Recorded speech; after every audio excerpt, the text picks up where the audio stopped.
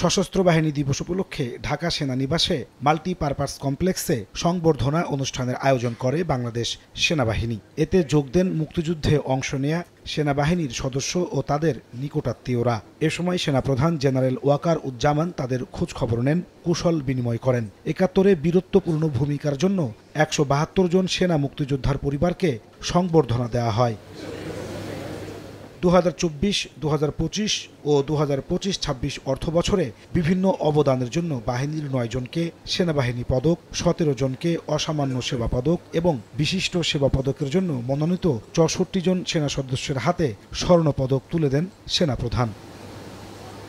প্রধান অতিথির বক্তব্যে স্বাধীনতার যুদ্ধে সেনাবাহিনীর সদস্যদের বীরত্বগাথা তুলে ধরেন জেনারেল ওয়াকারুজ্জামান। বলেন, মুক্তিযোদ্ধাদের দেখানো পথ অনুযায়ী দেশের স্বার্থে, দেশের মানুষের কল্যাণে কাজ করে যাবে সেনাবাহিনী।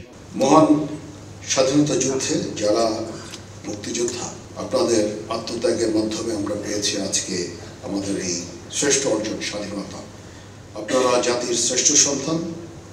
দেশের স্বাধীনতা রক্ষায় আপনাদের দেখানো পথ অনুসরণ করে আমরা পথ চলছি। অভ্যুত্থান পরবর্তী আইন শৃঙ্খলা রক্ষায় সেনাবাহিনী কার্যকর ভূমিকা পালন করছে বলে জানান সেনাপ্রধান। বলেন, সুষ্ঠু নির্বাচন করতে কমিশনকে সর্বাত্মক সহযোগিতা করবে সেনাবাহিনী। সম্প্রতি সময়ে বাংলাদেশ সেনাবাহিনীর সদস্যগণ ইনেট টু সিভিল পাওয়ারে দেশের আইন শৃঙ্খলা রক্ষার কাজে নিয়োজিত আছে। আমরা সামনে একটা নির্বাচনের দিকে যাচ্ছি। সেই নির্বাচনে আমরা যথাযথভাবে ইনশাআল্লাহ সরকারকে সর্বতভাবে সহযোগিতা করব, নির্বাচন কমিশনকে সহযোগিতা করব, যেন আমরা একটা সুন্দর একটা নির্বাচন পেতে পারি। অনুষ্ঠানে ৩ ক্যাটাগরিতে ৩ জনকে মরণোত্তর সেনাবাহিনী পদক প্রদান করা হয়। নাজমুস সালেহী, সময় সংবাদ, ঢাকা।